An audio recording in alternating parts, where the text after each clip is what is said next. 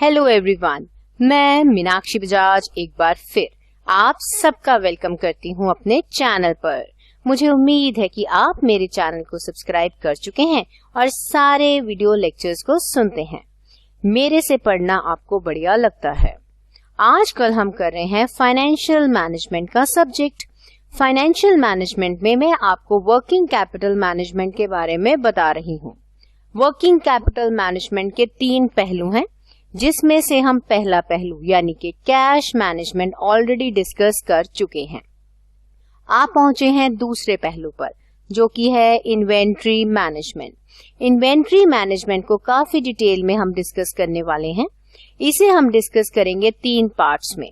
आज का हमारा है पार्ट 1, जिसमें हम जानेंगे कि इन्वेंट्री मैनेजमेंट का मतलब क्या है, यानी कि मीनिंग। उसके बाद हम जानेंगे कि क्या ऑब्जेक्टिव्स हैं, किन उद्देश्यों की वजह से इन्वेंट्री मैनेजमेंट की जाती है, और मोटिव्स भी जानेंगे वर्किंग कैपिटल में इन्वेंट्री मैनेजमेंट के। तो आइए स्टार्ट करते हैं आज का वीडियो लेक्चर। आज के लेक्चर में हम सबसे पहले जानने वाले हैं कि क्या मतलब होता है इन्वेंट्री का। इन्वेंट्री का मतलब होता है स्टॉक। तो जितनी भी स्टॉक पाइल यानी जितना भंडार माल का पड़ा है हमारे वेयर हाउस में, गोदाम में, उसे बोला जाता है स्टॉक। अब यहाँ पर 2-3 चीजें समझनी बहुत जरूरी हैं। अगर हम बात करते हैं करंट एसेट्स की, तो करंट एसेट्स में बहुत बड़ा पोर्शन जो है, या प्रपोर्शन भी वर्ड आप यूज कर सकते हैं, लार्जेस्ट प्रपोर्शन होता है इन्वेंट्री का। और वेल्थ मैक्सिमाइजेशन के गोल में ये बोला गया है कि इन्वेंट्री को अच्छे से मैनेज करना बहुत ही जरूरी है एक बिजनेस के लिए। तो फाइनेंस मैनेजर का काम ये भी है कि वह कंसल्ट करे परचेज डिपार्टमेंट को, प्रोडक्शन डिपार्टमेंट को और मार्केटिंग के एग्जेक्टिव्स को भी, कोई भी इन्वेंट्री पॉलिसी बनाने और उसे लागू करने से पहले। तो सबसे बड़ी रिस्पॉन्सिबिलिटी इन्वेंट्री मैनेजमेंट के अंदर ये आ जाती है कि फाइनेंस मैनेजर को नॉन फाइनेंस मैनेजर्स के साथ कई सारी डिस्कशंस करनी पड़ती हैं। अब यहाँ पर आप स्लाइड में जरा गौर से देखिए। यहाँ पर आपको दिखा रहा है 3 तरीके का रॉ मटेरियल। सबसे पहले, जैसे कि आप पिक्चर में देख सकते हैं, रॉ मटेरियल पड़ा है। रॉ मटेरियल का मतलब होता है कच्चा माल, जिसपे अभी किसी भी प्रकार की प्रोडक्शन प्रोसेस स्टार्ट नहीं की गई है। दूसरा जो स्टॉक कंपनी के अंदर हो सकता है, वह है वर्क इन प्रोग्रेस का। वर्क इन प्रोग्रेस यानी उस माल के ऊपर काम अभी चल रहा है, काम पूरा नहीं हुआ। उसके बाद आ जाता है तीसरे प्रकार का स्टॉक, यानी कि फिनिश गुड्स। ये माल, गौर कीजिए, बिल्कुल बन के तैयार है बिकने के लिए, कस्टमर के पास जाने के लिए। अगर हम डेफिनेशन की बात करें, जो कि accounting research and terminology bulletin में दी गई है, उसमें इन्वेंट्री को इन्हीं 3 कैटेगरीज में डिवाइड किया गया है। उसमें बोला गया है कि इन्वेंट्री का टोटल अमाउंट निकालने के लिए 3 प्रकार के टेंजिबल प्रॉपर्टी को ऐड करना पड़ेगा। टेंजिबल मतलब जिसे छुआ और देखा जा सकता है। सबसे पहले वह माल जो बिकने के लिए बिल्कुल तैयार है, यानी कि फिनिश गुड्स। दूसरा, जो माल अभी प्रोडक्शन प्रोसेस में है, मतलब अभी बेचा नहीं जा सकता, यानी कि वर्क इन प्रोग्रेस। और तीसरा, वह माल जिसे अभी खरीदा गया है, जिसके ऊपर हमने अभी सारा प्रोसेस स्टार्ट करना है, यानी कि रॉ मटेरियल।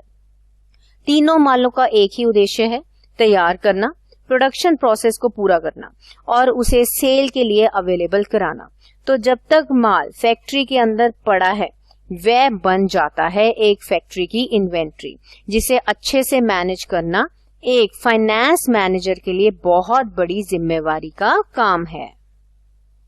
अब हम जान लेते हैं कि इन्वेंट्री को मेंटेन करने के पीछे क्या क्या उद्देश्य हो सकते हैं एक कंपनी के, यानी कि अब हम जानेंगे ऑब्जेक्टिव्स। तो सबसे पहला ऑब्जेक्टिव तो ये है कि कोई भी माल हो, उसकी जरूरत हमें पड़ने वाली है प्रोडक्शन के लिए। अगर वह माल ना हुआ तो हमारा प्रोडक्शन प्रोसेस जो है वह रुक सकता है, उसमें डिस्टरबेंस आ सकती है। तो इस डिस्टरबेंस को रोकने के लिए कंपनी के अंदर इन्वेंट्री जो है वो हमेशा उपलब्ध कराई जाती है। अब बात ये आ जाती है कि अगर हम इन्वेंट्री खरीदते ही जाएंगे तो ये इन्वेंट्री कंपनी के ऊपर खर्चा बढ़ाती चली जाएगी, यानी कैपिटल इन्वेस्टमेंट बढ़ती ही जाएगी। इसे कंट्रोल करने के लिए फाइनेंस मैनेजर को नई नई पॉलिसीज बनानी पड़ती हैं। उसके बाद जब इन्वेंट्री खरीदी जाती है तो उसे संभाला जाता है, यानी कैरिंग कॉस्ट, उसकी देखभाल करना, वेयर हाउस का किराया, अगर उसकी इंश्योरेंस कराई है तो वह खर्चा, ये सब कैरिंग कॉस्ट में आते हैं। तो अगर इसे कंट्रोल नहीं किया जाएगा तो कैरिंग कॉस्ट दिन प्रतिदिन बढ़ती चली जाएगी। अब यहाँ पर हम इसे थोड़ा सा डिटेल में जान लेते हैं। जैसे कि हमने डिस्कस किया कि फाइनेंस मैनेजर जो है वो दूसरे मैनेजर्स के साथ डिस्कशंस करता है। अब माने कि मार्केटिंग मैनेजर के साथ डिस्कशन चल रही है, तो मार्केटिंग मैनेजर क्या बोलेगा फाइनेंस मैनेजर को? वह कहेगा कि कस्टमर्स को अच्छी सर्विस देनी है।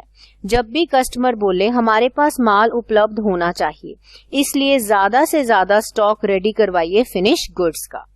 अब बात की जाएगी प्रोडक्शन मैनेजर के साथ, तो वह बोलेगा कि प्रोडक्शन कभी रुकनी नहीं चाहिए, इसलिए ज्यादा से ज्यादा इन्वेंट्री इकट्ठी करके रखिए रॉ मटेरियल यानी कच्चे माल की। अब तो जो फाइनेंस मैनेजर हैं वह सोचते हैं कि मैं कम से कम इन्वेंट्री रखूं, क्योंकि इन्वेंट्री का मतलब है ज्यादा इन्वेस्टमेंट। पैसा इन्वेंट्री में लगा रहेगा, हम उसके ऊपर किसी भी प्रकार की रिटर्न जो है वह कमा नहीं पाएंगे। अब यहाँ देखिए उद्देश्य बदलते जा रहे हैं, तो इसी वजह से एक एफिशिएंट मैनेजमेंट बहुत जरूरी है इन्वेंट्री की। फाइनेंस मैनेजर को ये देखना पड़ता है कि किसी भी प्रकार का कन्फ्लिक्ट ना हो, वह इन उद्देश्यों के बीच में एक तालमेल बिठा पाए, जिससे कैरिंग कॉस्ट तो कम हो ही हो, साथ में कभी भी प्रोडक्शन ना रुके, अवेलेबिलिटी ऑफ स्टॉक हमेशा बनी रहे। इसी वजह से वह हमेशा कोशिश करता है कि ऑप्टिमम लेवल ऑफ इन्वेंट्री हमेशा ही फैक्ट्री के अंदर उपलब्ध हो। अब हम डिस्कस करते हैं कि एक कंपनी में क्या जरूरत है इन्वेंट्री को हमेशा बनाए रखने की। तो इस चीज को हम यहाँ पर बोल सकते हैं कि क्या मोटिव्स हैं। तो मोटिव्स का मतलब होता है इरादा। इन्वेंट्री को बनाए रखने के पीछे 3 मेन इरादे हैं। सबसे पहला इरादा है प्रोडक्शन एंड सेल्स मोटिव। कोई भी कंपनी हो वह चाहती है कि प्रोडक्शन यानी उत्पादन का काम लगातार चलता रहे। कोई भी दिन ऐसा ना हो जब रॉ मटेरियल की कमी के कारण उत्पादन जो है वह रुक जाए। इसी तरीके से अगर माल को बेचना है तो प्रोडक्शन तो करनी पड़ेगी, तो माल बनेगा तभी तो बिकेगा। इसलिए कंपनी की स्मूथ फंक्शनिंग के लिए हर समय इन्वेंट्री की उपलब्धि बनाए रखना बहुत ही जरूरी है। दूसरा जो मोटिव आ जाता है वह आ जाता है स्पेक्यूलेटिव मोटिव। स्पेक्यूलेटिव का मतलब यहाँ पर है विचार करना, यानी इस प्रकार से अनुमान लगाना कि ये देखना कि आने वाले समय में इन्वेंट्री की जो प्राइस है वह हमें कितनी पड़ेगी। माल तो खरीदना पड़ता है, तो जिस समय मैनेजर को ये लगता है कि प्राइस कम हो जाएगा वह उसी समय माल को खरीदता है।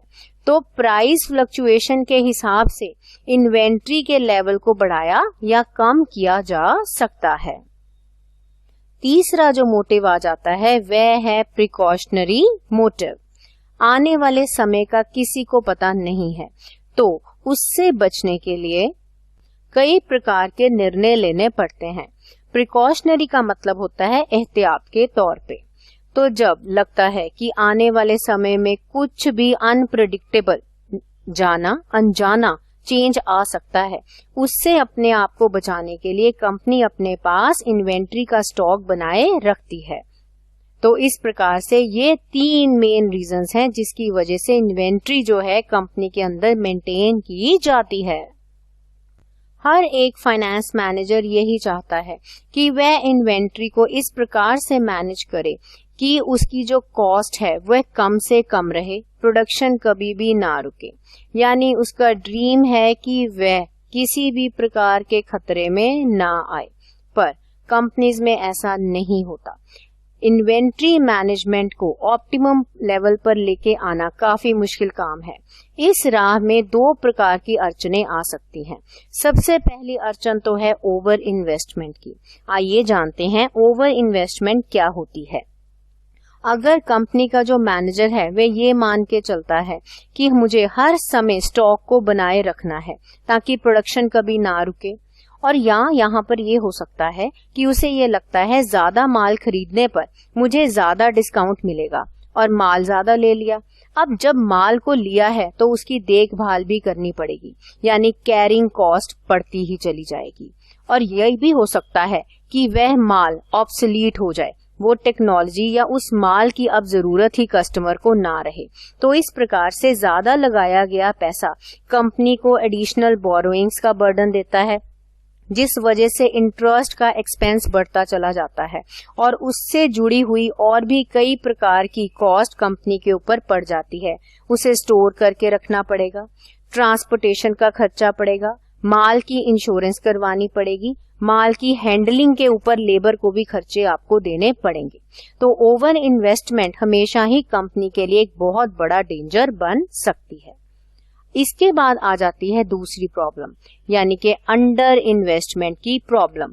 यहाँ पर भी हम ऑप्टिमल लेवल के ऊपर नहीं पहुंचेंगे। हम ये सोच लेंगे कि कंपनी जो है कम पैसा इसके ऊपर लगाए जाएगा, तो इन्वेंट्री की कमी होगी, जिस वजह से प्रोडक्शन में इंटरप्शंस यानी बार बार रुकावट आ सकती है, आउट ऑफ स्टॉक हो जाएगा माल और बार बार हमें ऑर्डर प्लेस करने पड़ेंगे, जिस वजह से एडिशनल वेरिएबल कॉस्ट कंपनी के ऊपर पड़ती जाएगी। और अगर हम बहुत थोड़ा माल लेंगे उस कारण से हमें कॉस्ट भी सप्लायर ज्यादा लगाएगा। तो इस प्रकार से ये देखना कि क्या किया जाए जिससे हमारा लेवल बिल्कुल सही हो, माल ना तो बहुत ज्यादा खरीदें और ना तो बहुत कम खरीदें। इसी वजह से एक इकोनॉमिकल साइज को ढूंढना एक फाइनेंस मैनेजर के लिए बहुत ही मुश्किल काम है, पर इस काम को करने के लिए कई सारी टेक्निक्स जो हैं वो डेवलप कर दी गई हैं। तो आने वाले वीडियो लेक्चर में हम जानेंगे कि कौन सी वह 5 टेक्निक्स हैं जिसका इस्तेमाल फाइनेंस मैनेजर कर सकता है। तो आप जुड़े रहिए मेरे चैनल के साथ, हम मिलने वाले हैं बहुत जल्द एक नए वीडियो लेक्चर के साथ।